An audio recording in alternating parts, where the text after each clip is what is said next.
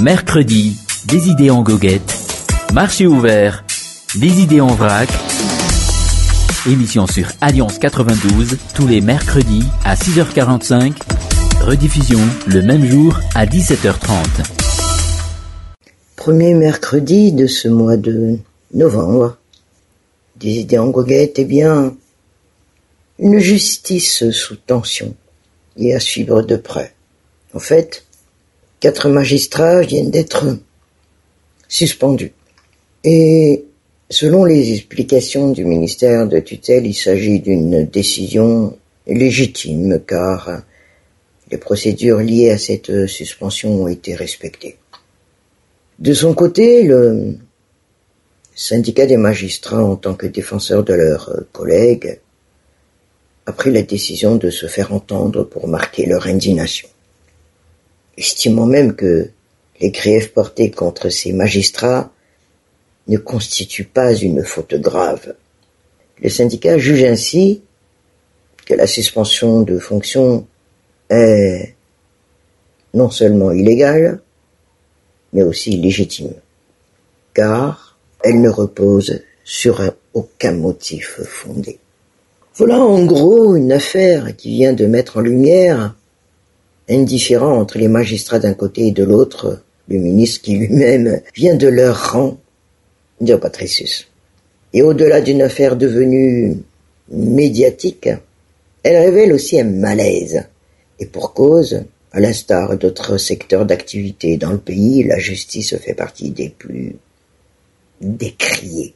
En guise d'illustration, et selon les chiffres fournis cette année par le Bureau indépendant anticorruption, près de 58% des doléances reçues concernent 5 secteurs de l'administration, à savoir les collectivités territoriales décentralisées. Il y a aussi le secteur foncier, de la justice, de la gendarmerie nationale et l'éducation. Alors la justice se situe donc en 3e position, Deo Patricius.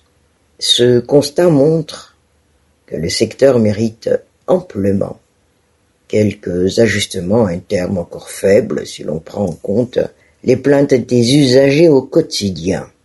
Mais pour revenir à cette affaire de magistrats, les usagers accueillent donc légitimement ce type d'initiative de la part du ministre.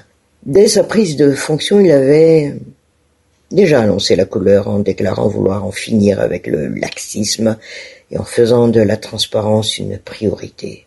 Visiblement un travail de longue haleine qui, s'apparente aux 12 travaux d'Hercule et qui nécessite beaucoup d'efforts de la part du ministre et de son équipe.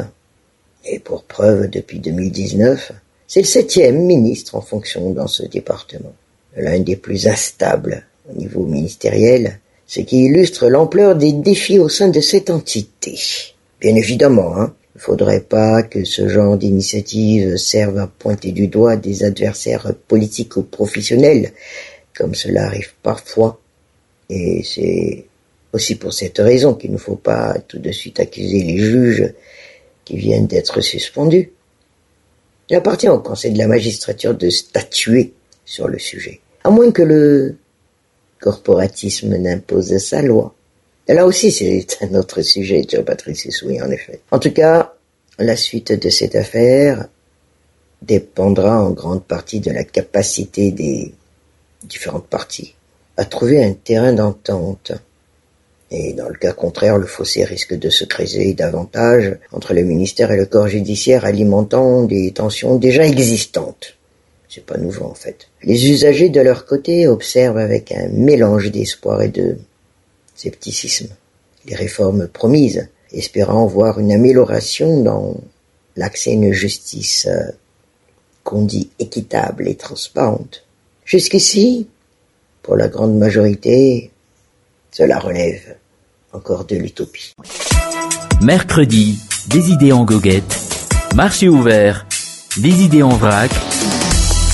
Émission sur Alliance 92, tous les mercredis à 6h45.